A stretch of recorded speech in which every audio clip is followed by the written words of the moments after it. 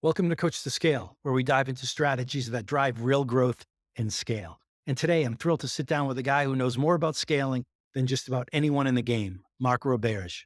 Mark shared the stage with the likes of Billy Bean, the Moneyball guy. So he's all about hard metrics and coaching. And speaking of metrics, get ready to challenge your thinking. Mark cares more about the percentage of reps hitting quota versus overall team attainment. And he also doesn't believe your new reps should shadow your top performers. Hmm. Buckle up. This conversation is about scaling, coaching, and breaking out of the traditional sales grind. Oh, yeah. Please let us know you're out there. Hit the subscribe button on YouTube, comment, like, and repost on LinkedIn. Let's go. Welcome to Coach2Scale, how modern leaders build coaching cultures. I'm your host, Matt Benelli. Join me as we build a community of like-minded professionals who share the belief that effective coaching improves the performance of every team member. Our mission is to help leaders become better coaches. The Coach2Scale podcast is sponsored by Coachum, the world's first AI coaching execution platform that leverages evidence-based coaching to increase quota attainment. And with that, let's get started.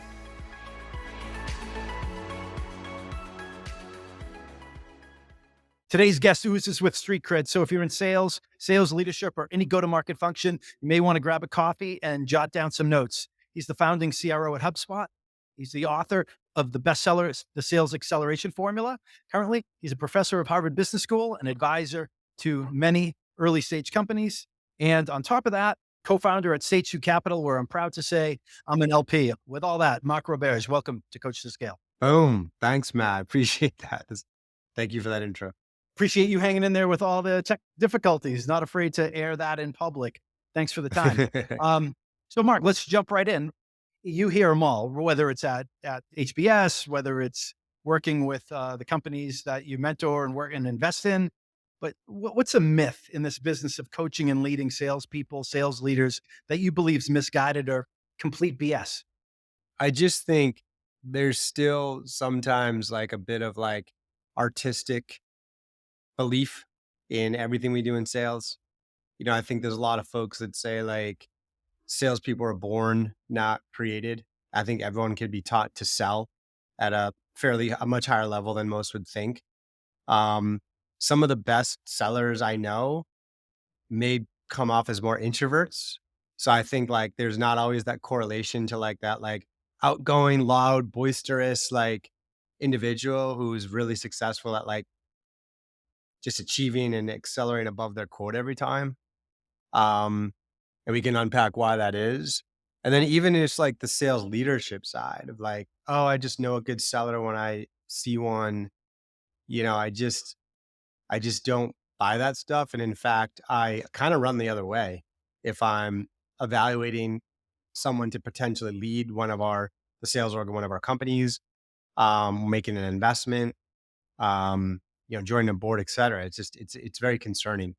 And so like I think we've made a lot of progress in the last 10, 20 years of like uncovering and codifying what science exists in the function of sales. And we've made progress, but there's still a lot more progress to do. So would you say you're like more the Moneyball method, which is it's I not guess so. how they look and feel in the locker room and how they look in the uniform, but it's, hey, what's their on base percentage? What do they do in, X, Y, and Z scenarios? It's certainly one way to put it. Rarely do people say that, but I was the keynote at a conference in New York about 6 years ago. And there was one other keynote. I was the afternoon keynote, and the morning keynote was Billy Bean. So they definitely drew that up, and I try to be humble as possible. But I was watching Moneyball with my sons a few years back, and they really liked it. And then I brought up the article that showed that like there's this conference, and Billy Bean will be speaking, and Mark Roberge will be speaking, and they drew that analogy. So I think that's one way of putting it. And I'm honored to be classified that at times. There you go. So Mark, the podcast is called Coach2Scale. And I know we talked a little bit about this in the past, but can coaching really scale? Does it matter if a frontline manager, with 6 direct reports, or a VP of sales with directors and 200 reps? Absolutely. I mean, obviously, there's many examples of that. There's 10 people teams that turn into 5,000 salespeople teams, and I think coaching is a key ingredient of that. I live that myself. Growing the team from our first dollar to 100 million in revenue, and coaching was at the core of it. Um, I think like the way I essentially did it was, and I think this is applicable no matter how large your team is. You just have to extract it back to like what level you're at. But imagine sitting on top of a team of say 500. Um, Basically, the second afternoon of every month, I would take my directors or VPs who had, 4 to 5 frontline managers under them and maybe 40 to 50, 40 reps or so. And we'd spend an hour and a half one on one and just go through each rep. What do what do you coach it? What's your manager going to coach them on? How are they going to coach them? Like, what's the skill diagnosis? Like, developing sense of urgency. How are they going to coach them? They're going to do 2 or 3 film reviews. And then what's the metric we're going to look at to know that the coaching worked?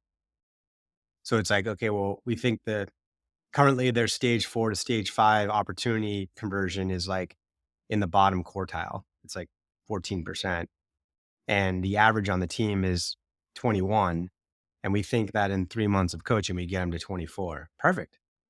So like, let's just go through every rep. And because I had that meeting, of course, the director had that same meeting with each manager that morning and went through the 8 to 10 reps or whatever.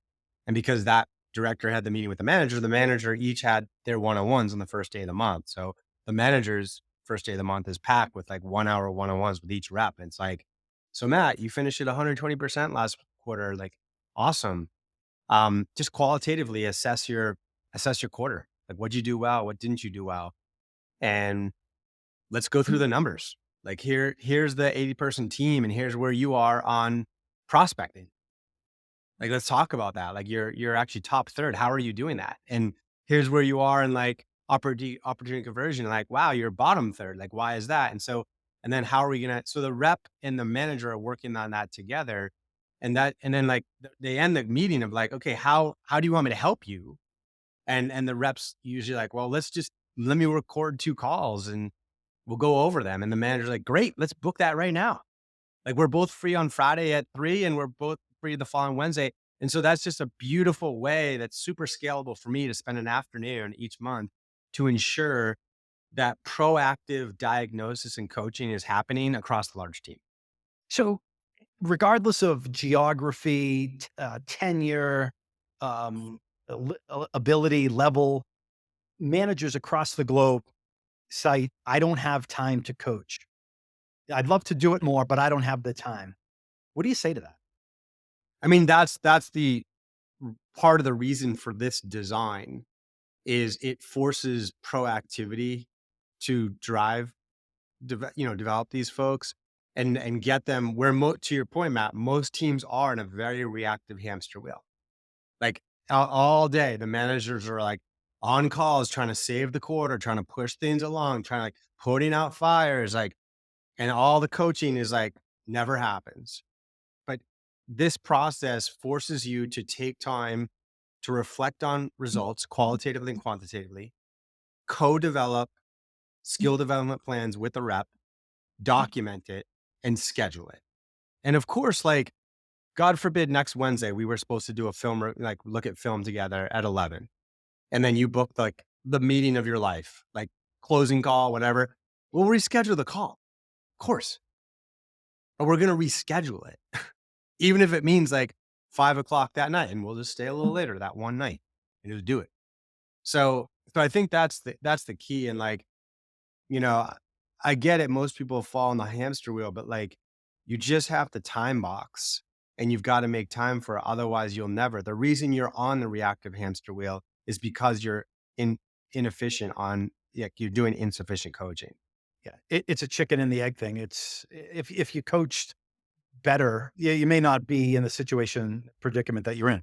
Do you find when do you find that when people assess why they were 120% that quarter, or why they were 80% that quarter, that the individuals can assess what they did well and where they fell short. Is there any observations or similar patterns for top performers versus those who are struggling? That's a great question. I don't know if I've had that one, and it's a good one. I think I've reflected on it a bit. For the most part, I would say they can't. And even for myself, if let's say I was managing a rep directly, I'm not even sure I could understand it just by knowing them or by like having joined a couple calls. Like that's the beauty of the data. And if you can get the data as granular as possible, the data is not going to tell you what the deficiency is, but it's going to tell you where to look. So like the data is going to tell you if you have an activity issue or you have a opportunity funnel conversion issue, and it's going to tell you where in the funnel it is. And over time, you're going to develop an instinct on data interpretation to know that usually when there's a issue here, it can be one of three things. But it's going to require a qualitative observation to isolate it down. The data is not going to tell me that this person having trouble getting to power versus like developing urgency versus like developing three whys in a pain, right? Like those are three possible outcomes of a diagnosis that would have surfaced as some stage opportunity conversion deficiency. But I've got to like see a couple calls to be able to totally decipher it. And like, I don't know if like most reps are not like, I don't even think I've ever had a Matt where like a rep was like, yeah, like I came in at 80%. I'm just not getting to power. I don't think I've ever had a rep say that to me. Like they're not getting to power because they don't think it's important probably. And like, or they don't see it.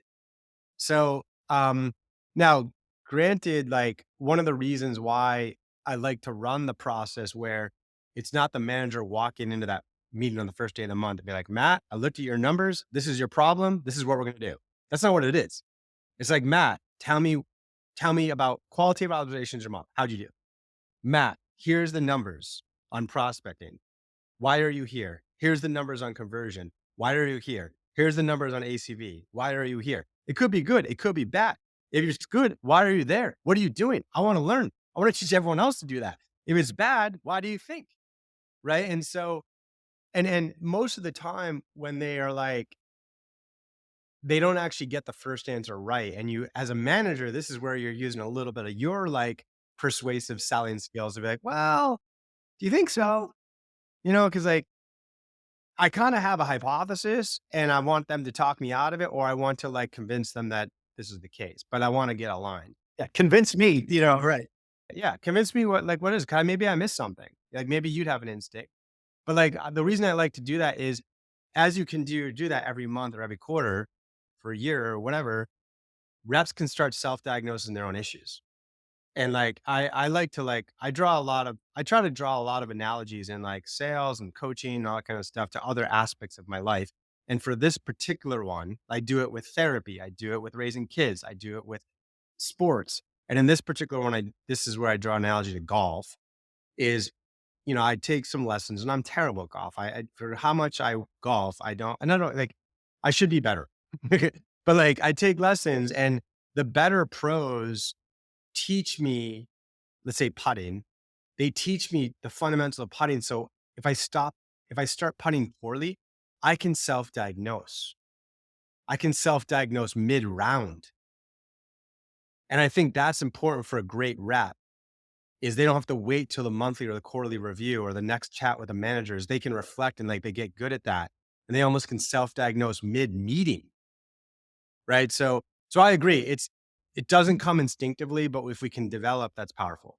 So, thank you. Mark, with the investment in technology has gone up exponentially. I mean, these tech stacks are huge in companies. The level of training that's been given to many sales organizations, that number has increased over the years. But the average performance per rep has declined precipitously, and it's dangerously low.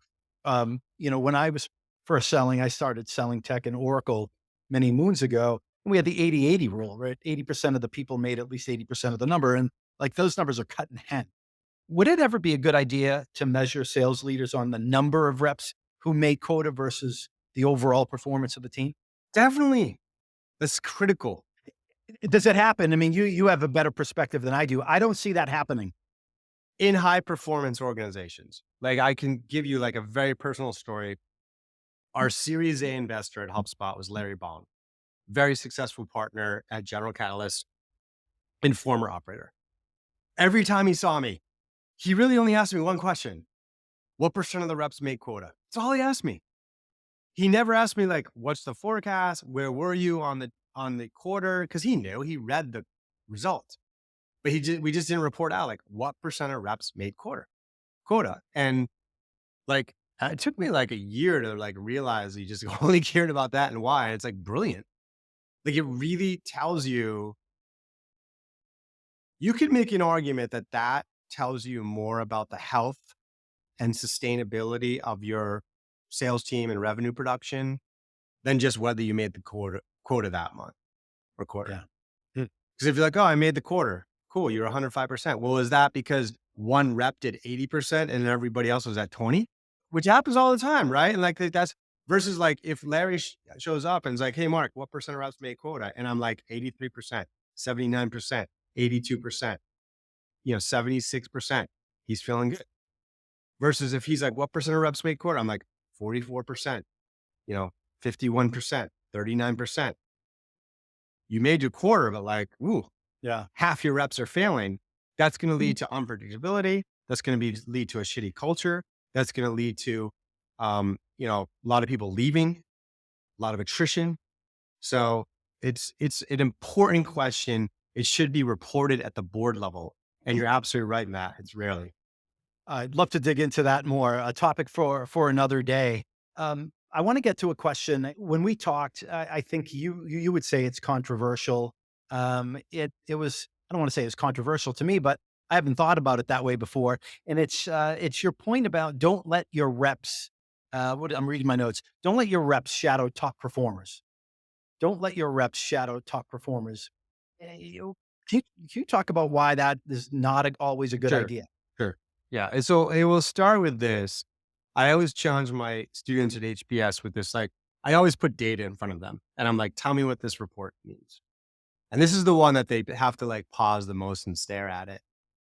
And basically what the report says is if you are a top performer on the team, if you're say in the top 20% of performance as a rep on a team, you're very likely to get promoted to manager. And if you're in the top 20% performance on your team, your performance as a manager is very low. That's what the data shows. And it was something we know, Matt, don't promote your best rep to manager, right? And the students are perplexed. They're like, why? That's crazy. Like if I had 5 people on my team, I think I'd just promote my best rep, but that leads to failure. And the reason for that qualitatively is, the job of a rep versus a manager is very different. You know what I mean? Like even just look across professional sports. Yeah. Look at the coaches across the NFL. Look at the coaches across, the NBA. Those are not the best players. In some cases, I mean, Bird coached a little, Jordan coached a little, but no, they're not the best players. They're the best coaches. Jordan didn't coach anyone to a finals, nor did Bird. I'm sure they didn't even last that long. They're owners, fine. But like, it's just like, it makes sense because like, you think about your best reps, like they have a lot of great qualities. They're amazing at discovery. They're a little selfish with their time and that makes them good. They're a little aggressive at times. They're a little pushy sometimes. Those are terrible leaders, terrible coaches. A great coach is like empathetic. They slow down. They can adjust their coaching based on the read of the individual and the recipient. Like so it's just very different. And so like, so that's the underpinning of, and I tried it. It's crazy that most sales onboarding programs that's Julie. That's the number 1 rep on the team. Go sit next to her for a month and you'll be trained. That's dangerous because the number 1 reps usually don't make the best managers. Now Julie's sitting there and she's coaching this person not well. And by the way, I've never met a rep, even my top performer, that doesn't have some bad habits. And so if you are having your new rep sit next to anyone and learning only from that person, they're going to pick up those bad habits. So that's why it's critical that we establish a sales process that codifies the best practices and put everyone through it, knowing that no one's going to get it perfect. Everyone's going to have some manipulations of it, some deficiencies. That's why we coach, some bad habits. But by having a sales process and starting with that being the cornerstone of our onboarding, it gets every single rep going through as close as possible and avoiding those bad habits.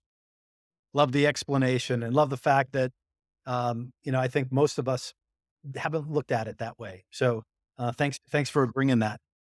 Mark, you and Jay co-founded Stage2 Capital. Can you tell the audience about what Stage 2's mission is and what's exciting you most these days about what you're doing? Yeah, I mean, I'll tell you just a quick story on it. So, like, you know, you mentioned earlier, the first half of my career, I was an entrepreneur, and I was the fourth employee at HubSpot, and that was the last startup that I did, and that was an amazing journey. Um, After I left, I was like serendipitous. They had no idea I was like going to leave. Harvard Business School called me up to like build and teach the sales courses at the MBA program. And that was an honor and just like a nice little rest, honestly, not to be on global flights and all that kind of stuff, chasing a quota. And it gave me a lot of room to, you know, re-explore the early stages of the sales startup ecosystem.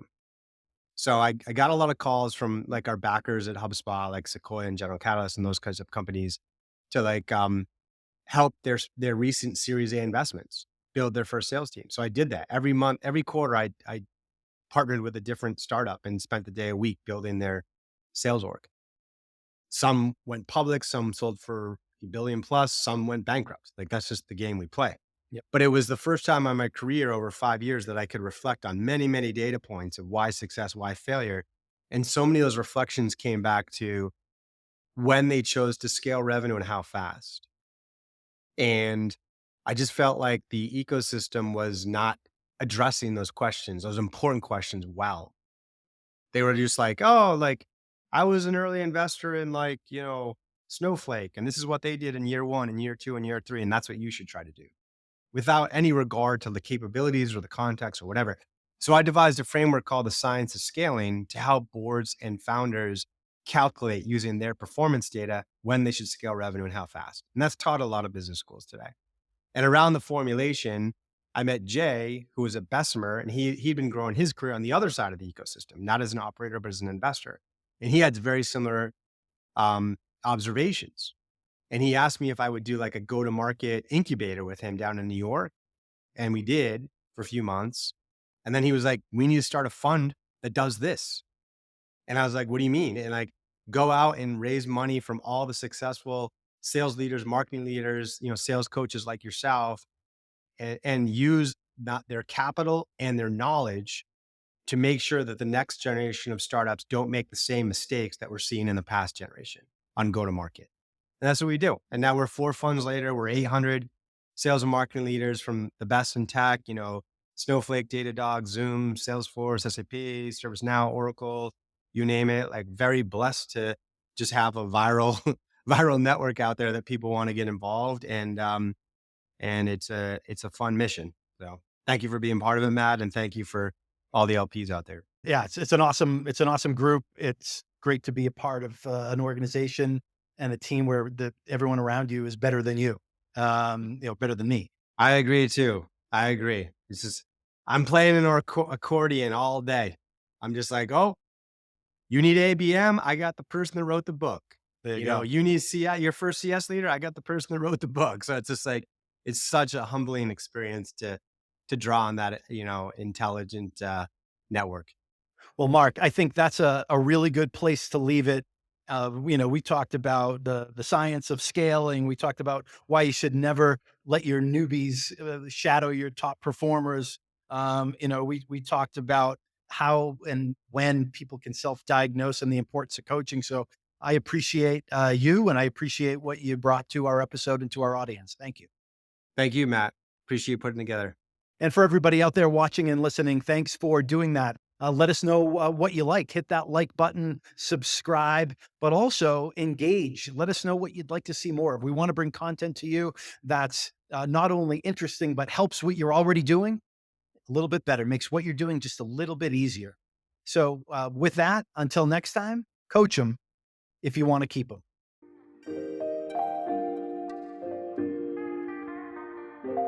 We hope you've enjoyed this episode of Coach2Scale, How Modern Leaders Build Coaching Cultures.